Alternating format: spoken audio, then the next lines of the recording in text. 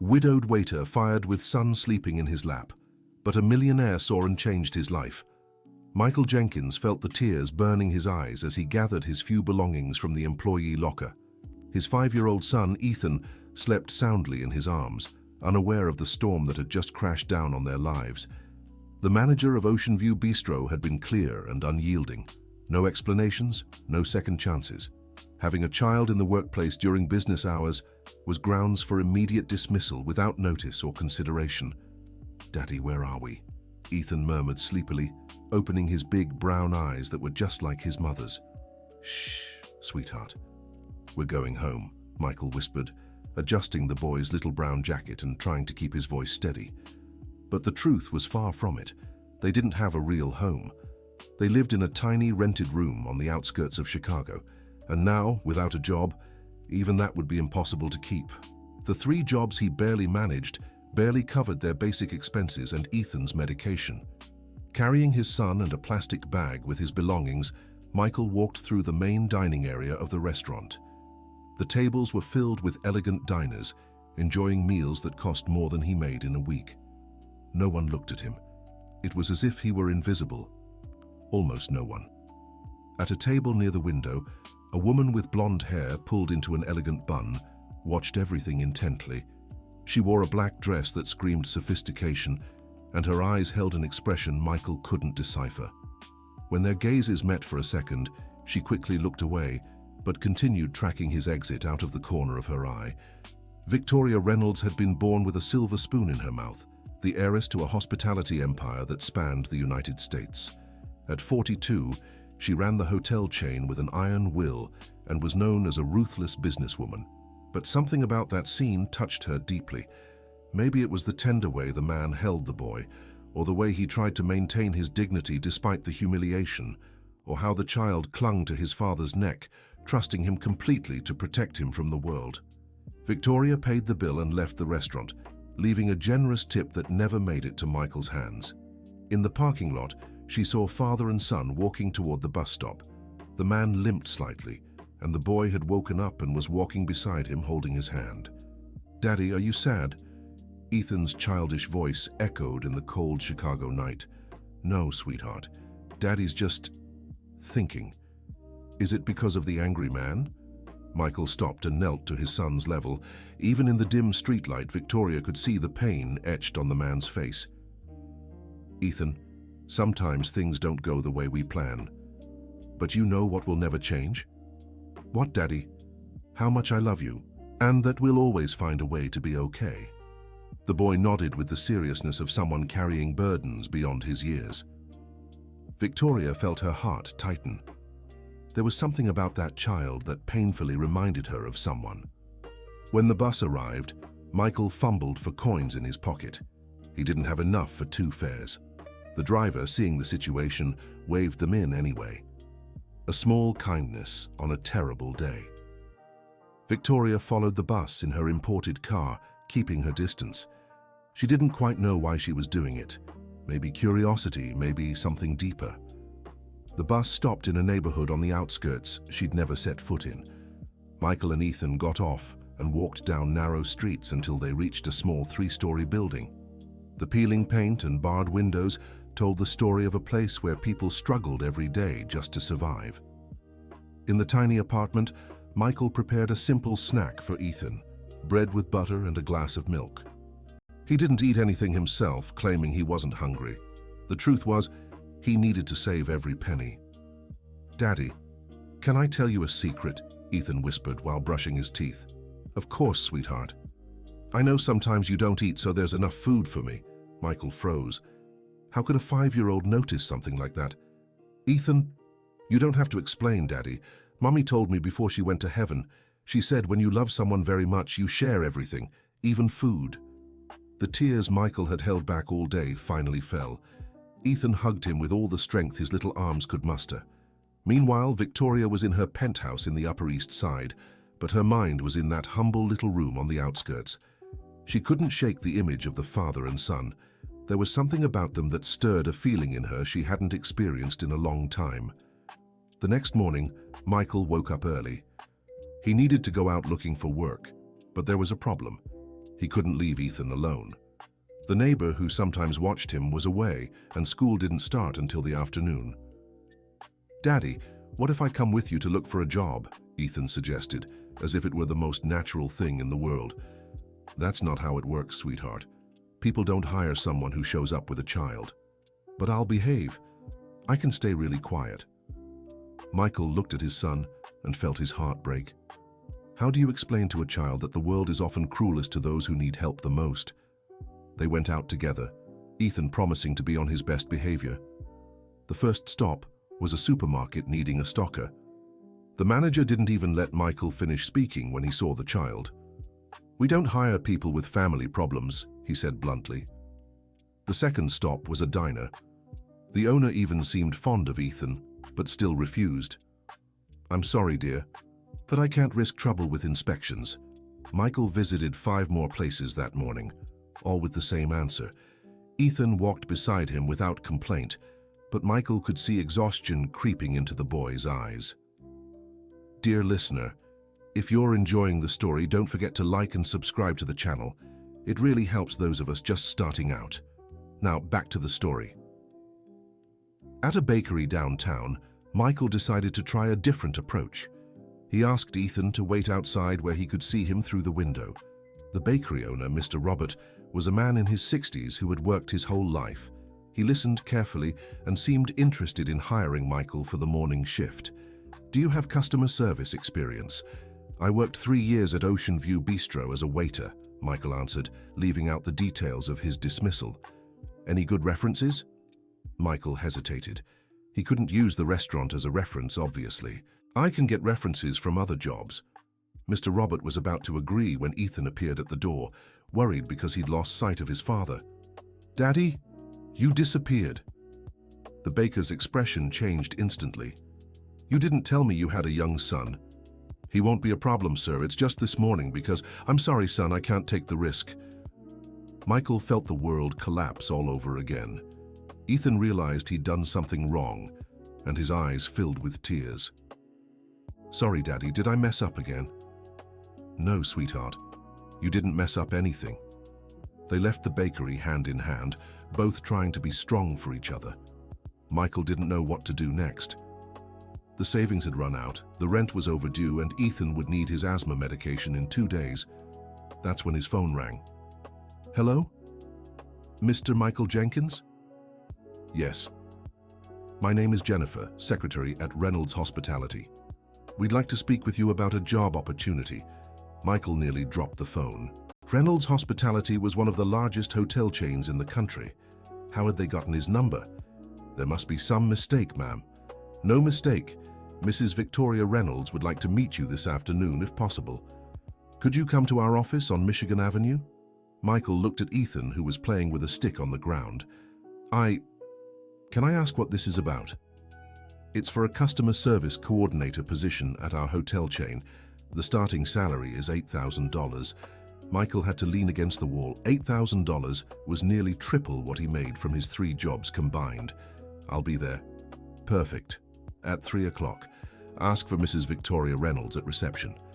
When he hung up, Michael was shaking. Ethan noticed the change in his father's mood. "Did something good happen, Daddy?" "Maybe, sweetheart. Maybe." They went back home so Michael could shower and put on the only dress shirt he owned. Ethan helped him pick a tie, taking the task very seriously. "This one matches your eyes, Daddy." Michael smiled for the first time in days. How could a child find joy in such hard times? By 2 in the afternoon, they were on the bus heading to Michigan Avenue. Ethan was fascinated by the tall buildings and the city's bustle. To him, it was an adventure. The Reynolds Hospitality building was imposing, all mirrored glass, unlike anywhere Michael had ever been. At reception, an elegant employee greeted them with a professional smile. "Mr. Michael Jenkins?" "Yes." "Mrs. Reynolds is expecting you. Please come with me." In the elevator, Ethan held tightly to his father's hand, amazed by the buttons and the quickly changing floor numbers. Michael was nervous but tried to stay calm. "Daddy, is this where you're going to work?" "I don't know yet, sweetheart. I think you'll get it. You're the best daddy in the world." Ethan's innocent faith gave Michael strength. When the elevator doors opened on the 20th floor, they were led down an elegant hallway to a room with a panoramic view of the city. Victoria Reynolds stood by the window. When she turned, Michael recognized her immediately. She was the woman from the restaurant. "Mr. Jenkins, thank you for coming. And this must be Ethan." The boy hid behind his father's legs, shy in front of such an elegant woman. "Mrs. Reynolds, I appreciate the opportunity, but I have to admit I'm confused. How did you get my contact?" Victoria smiled and gestured for them to sit. "Let's just say I have my ways, but before I explain anything, I'd like to get to know you both better. Ethan, how old are you?" 5, Ethan answered softly. "And do you like school?" "I do. My teacher's name is Ms. Anderson. She's really nice." "That's wonderful. And you, Mr. Jenkins, how long have you worked in customer service?" Michael told his story, leaving out only the most painful details. He spoke about his interrupted studies when his wife fell ill, the multiple jobs to pay medical bills, and how Ethan was his absolute priority. Victoria listened carefully, asking thoughtful questions and showing a genuine interest Michael hadn't expected from a businesswoman of her stature. "Ethan, would you draw something for me while I talk with your father?" She offered paper and colored pencils that seemed already prepared on the table. "Can I draw anything?" "Anything you'd like." While Ethan focused on his drawing, Victoria turned to Michael with more seriousness. "Mr. Jenkins, I'll be direct. I was at the restaurant yesterday when you were fired." Michael felt his face burn with shame. "Ma'am, I can explain." "No need, I saw everything, and I was impressed by your dignity in such a humiliating situation. I don't understand why that would warrant a job offer." "Because dignity can't be taught, Mr. Jenkins, and that's exactly what I look for in my employees." Victoria explained she was implementing a new company program focused on compassionate service. She needed someone who understood people's struggles and could train the team to be more empathetic. "The position I'm offering includes a starting salary of $8,000, full health coverage for you and Ethan, meal vouchers, and transportation allowance. We also provide daycare for employees' children." Michael couldn't believe what he was hearing. It sounded too good to be true. "Why me, Ms. Reynolds? Surely there are more qualified candidates." "Perhaps, but none with your life experience. You know what it means to struggle, to sacrifice, to be a single father. That's worth more than any degree." Ethan finished his drawing and showed it to them. It was a family portrait. Him, Michael, and a faint female figure. "Who's this, Ethan?" Victoria asked, pointing to the third person. "That's Mommy. She's in heaven, but she's still part of our family." Silence filled the room. Victoria's eyes welled up and Michael swallowed hard. "Your drawing is beautiful, Ethan," Victoria said, her voice trembling. "Thank you. Do you have kids?" The question hit Victoria like a punch to the gut. Michael noticed her expression shift and tried to intervene. "Ethan, that's not a question we—" "It's all right," Victoria interrupted. "I had a son, Ethan. His name was Noah, and he was almost your age. Where is he?" "He also went to heaven 2 years ago." Ethan got up from his chair and walked over to Victoria. With the spontaneity of children, he hugged her. "So you know what it's like to miss someone, huh?" Victoria couldn't hold back her tears. She hugged Ethan as if he were the most precious thing in the world. "Yes, sweetheart, I do." Michael watched the scene, deeply moved. There was far more to this job offer than he'd initially realized. When she'd composed herself, Victoria explained the position's details. Michael would start on Monday, work business hours so he could pick Ethan up from school and have everything he needed to rebuild his life. "I accept," Michael said without hesitation. "Wonderful. Jennifer will prepare all the paperwork, but I have one request.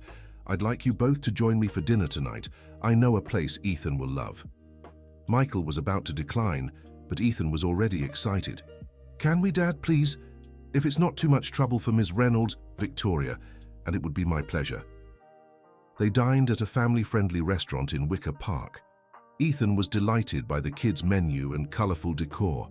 Victoria shared stories from her childhood, and Michael was surprised to discover that behind the formidable businesswoman was a kind, lonely soul. "Can I ask a personal question?" Michael ventured when Ethan was distracted with his ice cream. "Of course. Why are you doing this for us? Don't get me wrong, but there's something I'm not understanding."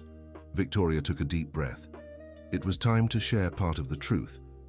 "When I lost my son, I fell into a deep depression. I stopped believing in people's goodness, in the point of helping anyone. Yesterday, watching you two, something changed. I saw there are still fathers like you, willing to do anything for their children.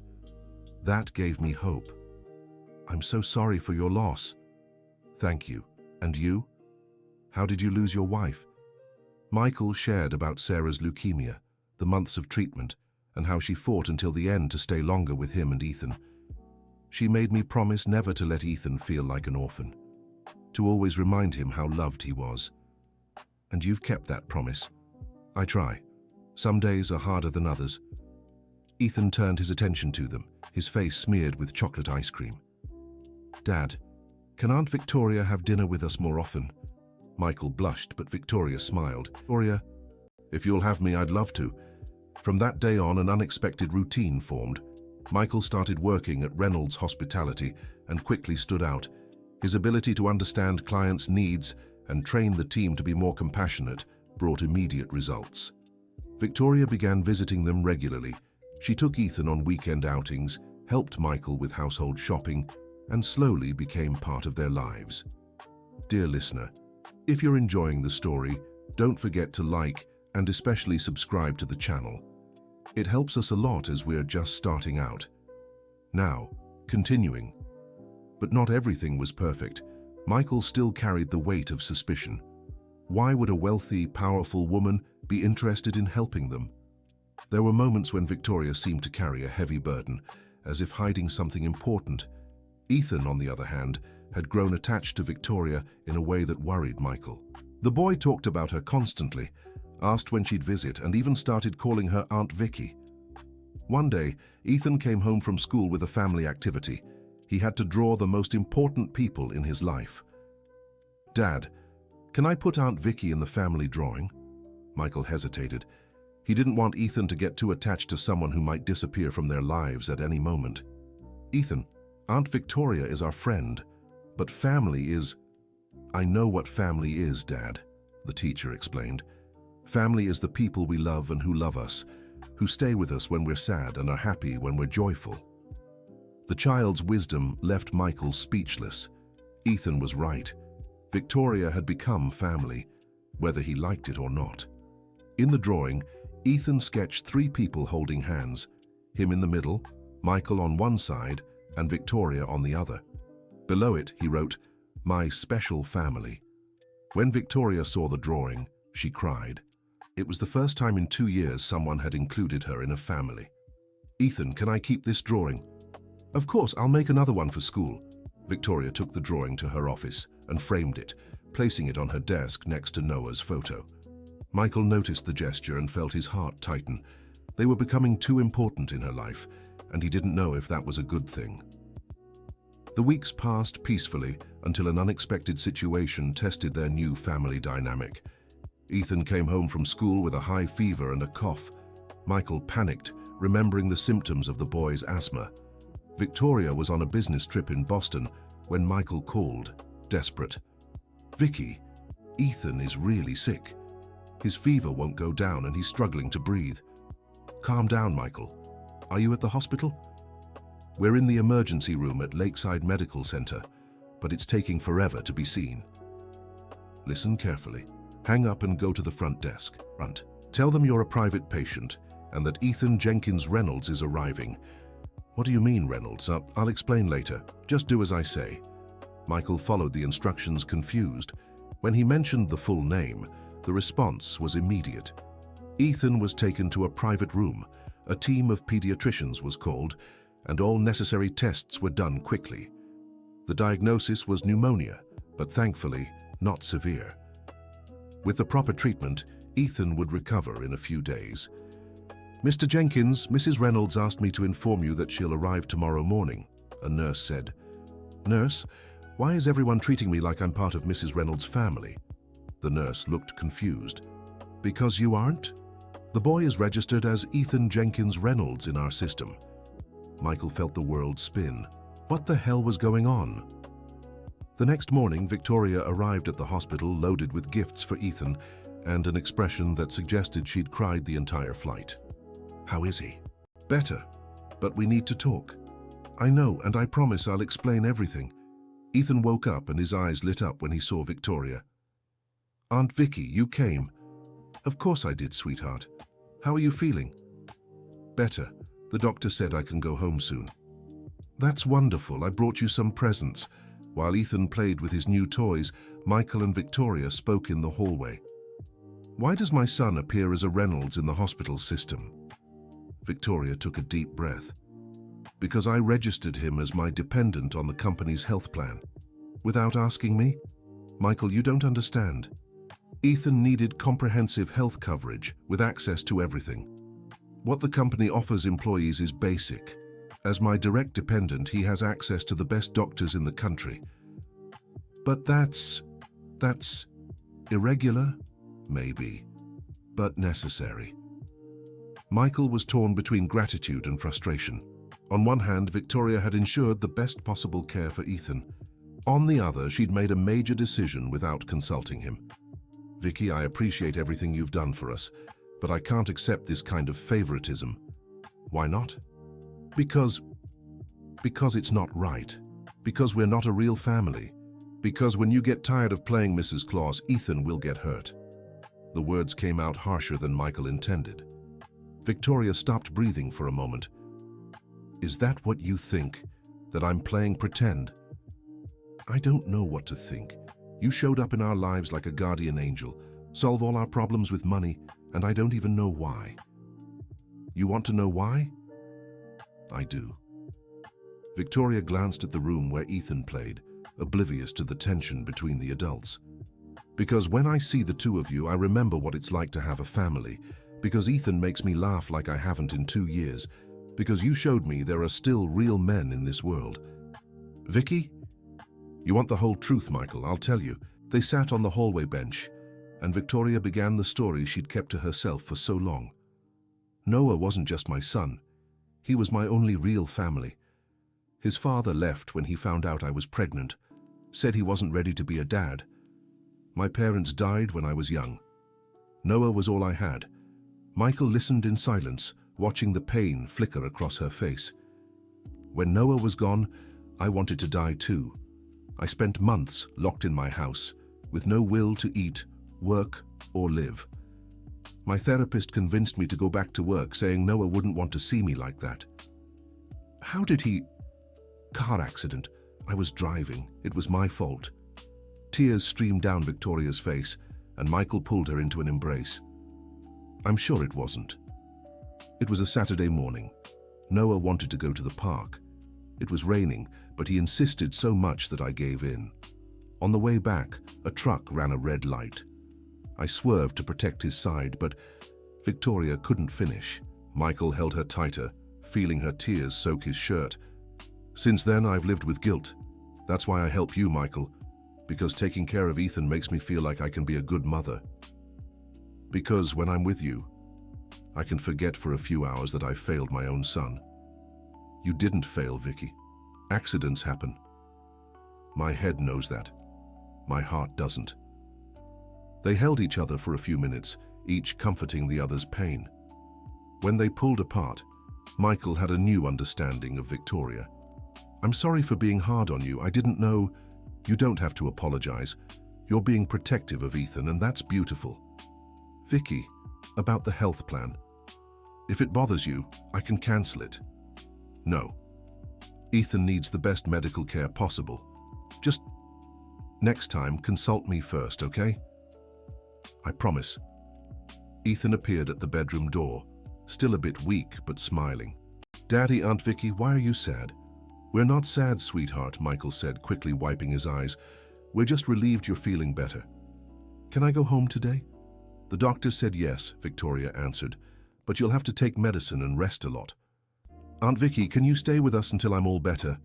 Victoria looked at Michael, silently asking for permission. If your dad says yes, I'd love to. You can stay, Aunt Vicky. We'll take care of Ethan together. Over the next week, Victoria stayed in Michael and Ethan's small apartment. She slept on the living room couch, insisting it was comfortable. The experience of living like an ordinary family was eye-opening for everyone. Victoria discovered the joy of making breakfast for people she loved, helping with homework, and watching cartoons on Sunday mornings. Michael found out how nice it was to share responsibilities, talk about worries, and simply have someone there. Ethan, recovered from pneumonia, was glowing with the new dynamic. He had the two most important adults in his life caring for him at the same time. "Daddy, now that Aunt Vicky lives with us, can she be my mom?" he asked one morning with typical childlike innocence. Michael nearly choked on his coffee. Victoria stopped setting the table and stared at them. "Ethan, things aren't that simple," Michael tried to explain. "Why not? You like each other, I like both of you, and you both like me. Isn't that how a family works?" From a 5-year-old's perspective, it made perfect sense. From the adult's perspective, it was infinitely more complicated. "Ethan, your dad and I are friends," Victoria said gently. "Very special friends, but friends. But special friends can become family, right?" The question hung in the air, unanswered. Michael and Victoria exchanged glances, each wondering what the other was thinking. That night, after Ethan fell asleep, they talked about the boy's question. "He sees things so simply," Michael said. "It's true, sometimes I envy that simplicity. Vicky, I need to ask you something, and please be honest with me." "Of course. Are you here because you want to build a family with us, or because we're a substitute for the family you lost?" The question was direct and painful. Victoria took a moment to answer. "Honestly, at first I think you were a substitute, a way to fill the void Noah left. But now I love you. I love Ethan as if he were my own. And you? And me? You make me want to believe I can be happy again." Michael's heart raced. He'd developed feelings for Victoria too, but was afraid to admit it. Was it too soon? Was it right? "Vicky, I also—" The phone interrupted the moment. It was Victoria's cell, and she answered in a whisper so as not to wake Ethan. "Hello? Victoria, it's Dr. William. Sorry to call so late, but I have news about your test results." Michael watched Victoria's expression change drastically. She turned pale and walked to the far corner of the room. "Now is not a good time, doctor. Can I call tomorrow?" "Victoria, it's important. Can you talk?" "Just a minute." She turned to Michael. "I need to take this call. It's work-related." Michael could tell it wasn't true, but respected her privacy. Victoria stepped out onto the balcony and spoke for nearly 20 minutes. When she returned, she was visibly shaken. "Everything all right?" "Yes. Just some issues at the company." Michael didn't believe her, but didn't press. Everyone was entitled to their secrets. Dear listener, if you're enjoying the story, don't forget to like and especially subscribe to the channel. It helps us a lot as we're just starting out. Now, back to the story. The following week, Victoria returned to her apartment, claiming she needed to handle urgent work matters. Michael found her sudden change in behavior odd but didn't push.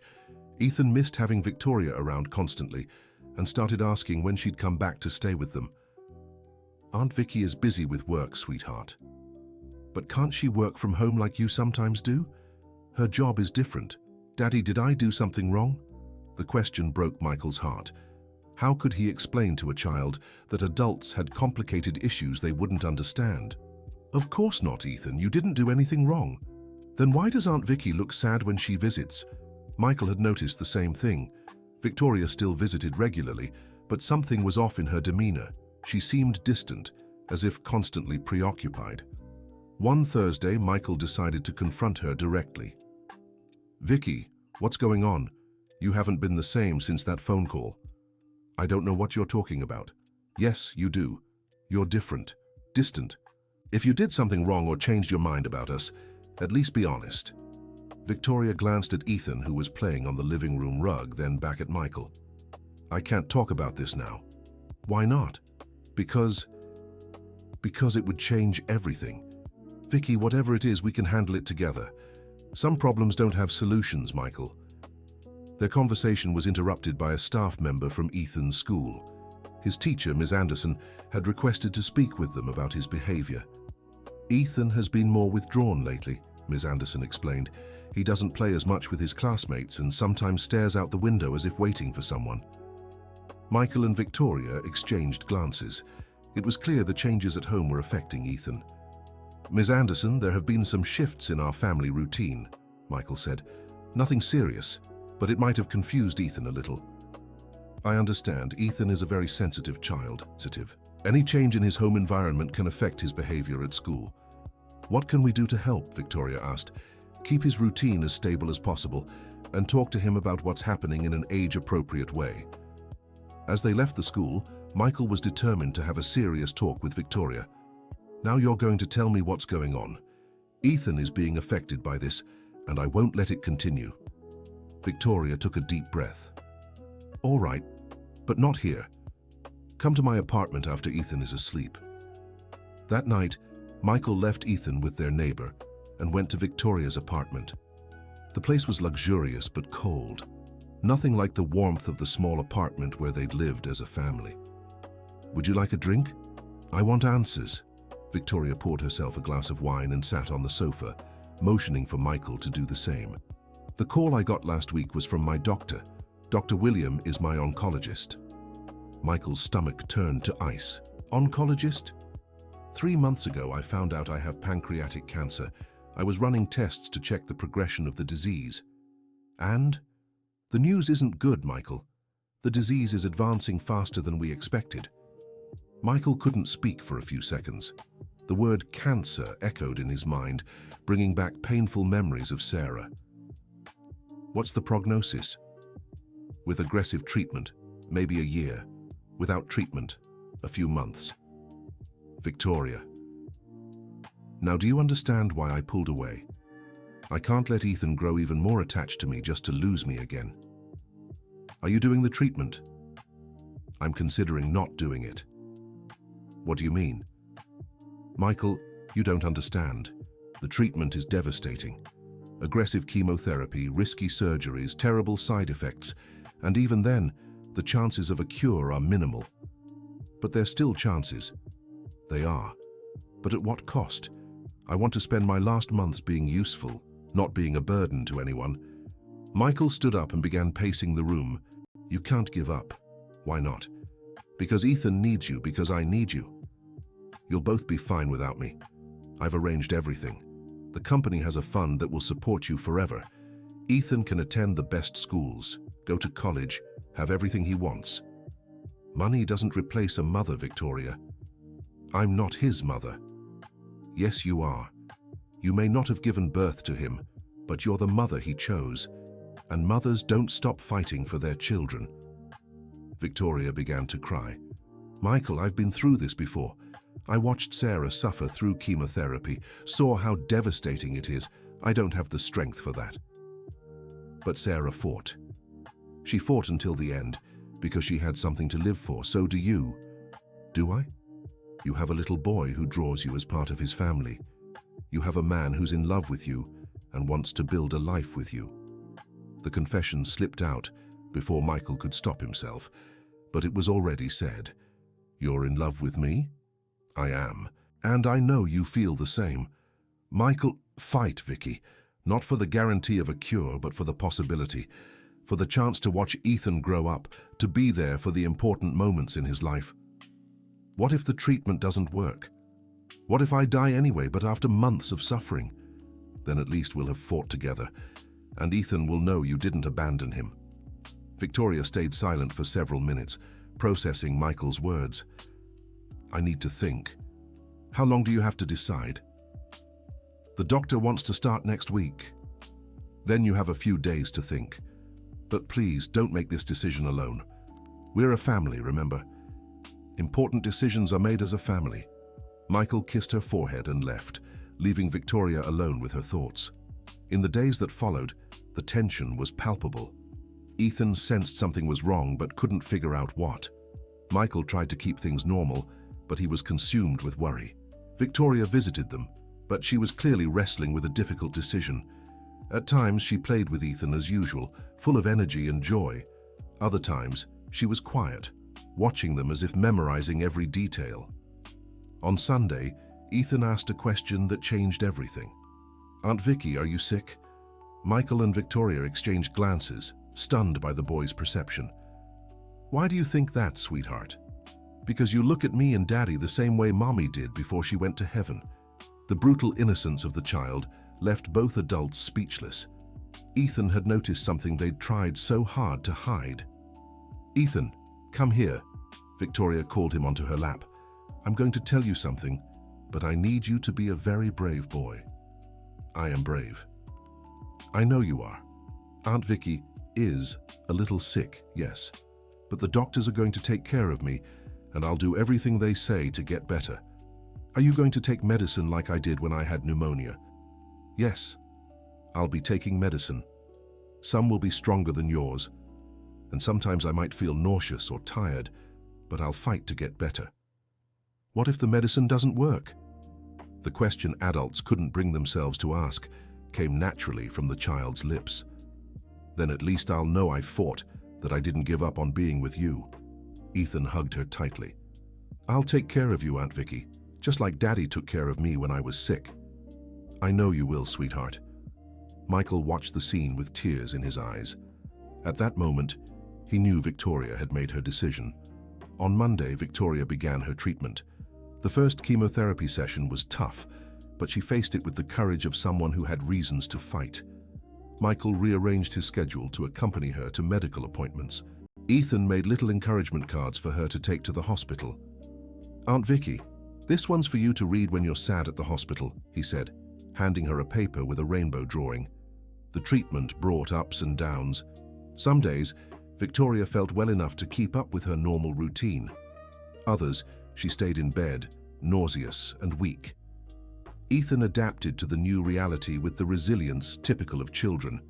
He learned to stay quiet when Victoria was resting, to bring her water when she asked, and to give her get-well kisses that, according to him, were magic. "Daddy, the get-well kisses worked for me when I was sick. They'll work for Aunt Vicky too," he said, with the conviction of someone who believes in the power of love. 3 months into treatment, the first tests brought good news. The tumor had shrunk. "It's an encouraging result," said Dr. William. "We'll continue with the current protocol." The celebration was subdued but full of hope. Ethan made a boxed cake to celebrate, and they had dinner together in the small apartment that had become their true home. "Aunt Vicky, now that you're getting better, can you be my real mum?" Ethan asked during dinner. Michael nearly choked on his food. The question that had lingered for months resurfaced. "Ethan, that's something the grown-ups need to talk about," Michael said. "But haven't you already talked? You've been sleeping in the same room for 2 weeks." It was true. With the treatment, Victoria had been spending more time at their place, and naturally they had become a couple, but they'd never made it official. "Ethan's right," Victoria said. "Maybe it's time to have that conversation properly." After Ethan fell asleep, Michael and Victoria sat in the living room for the talk they'd been postponing. "Vicky, I love you.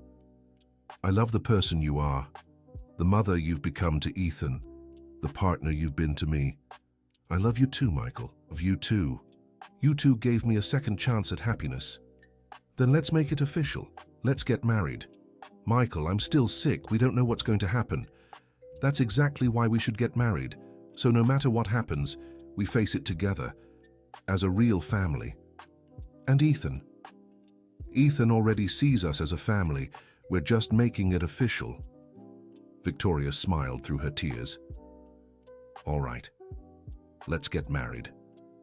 The wedding was simple, held at the courthouse with only Ethan and a few of Victoria's close colleagues present. Ethan was the ring bearer, carrying the rings with the seriousness of someone who knew he was part of something very important. "Can I call Aunt Vicky Mom now?" he asked after the ceremony. "Yes, sweetheart," Victoria replied, hugging him. "Now we're an official family." The first year of marriage was an emotional roller coaster. There were moments of pure happiness mixed with difficult periods of treatment. But they faced it all together, just as they'd promised.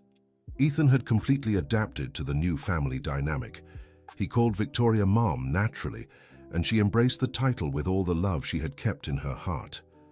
Victoria's company continued running under her supervision, but she had delegated more responsibilities to focus on family and treatment.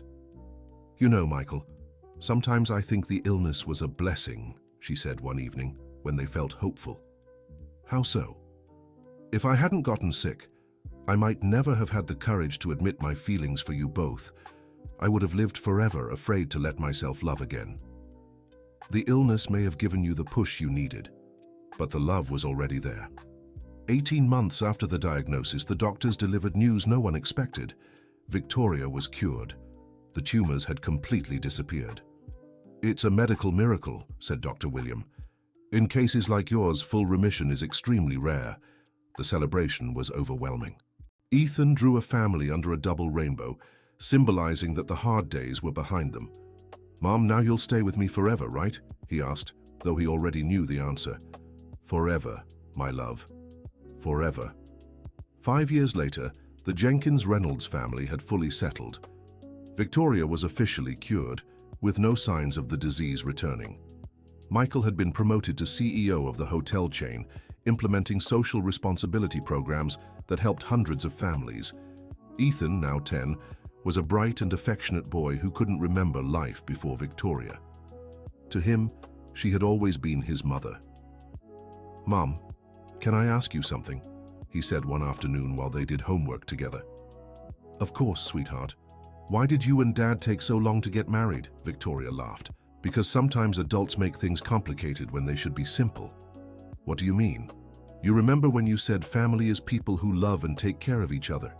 "Yeah. You were right from the start. But adults are afraid of so many things, and that makes them slow to see what's obvious. I'm glad you figured it out in the end." "Me too, my love. Me too." That night, Michael and Victoria talked on the balcony of the new apartment they had bought together. It was bigger but still held the warmth they had found in their old small place. "Do you regret anything?" Michael asked. "Waiting so long to accept treatment? I could have lost so much time with you both because of fear, and I regret doubting your intentions at first. You were protecting Ethan, that's beautiful. Vicky, Thank you. For what? For showing me a family can be rebuilt, for giving Ethan a wonderful mother, for teaching me love doesn't have a start date or an expiration. Thank you, Michael, for giving me a second chance at motherhood, for showing me we still deserve love even after great loss." They fell silent, gazing at the city before them, two people who had found each other in their hardest moments and built something beautiful together. In his room, Ethan slept soundly, clutching the teddy bear Victoria had given him in the hospital years ago. On his nightstand were 3 photos, one of their family now, one of Sarah holding baby Ethan, and one of Noah smiling. Past and present coexisted peacefully, honoring those they had lost while celebrating the love of those who remained. The end. What did you think of this story of resilience and love? Do you believe families can form in unexpected ways, like with Michael, Ethan, and Victoria? Share your thoughts in the comments and tell us which part moved you the most. Don't forget to leave your like and subscribe to the channel so you won't miss other heartwarming stories like this one.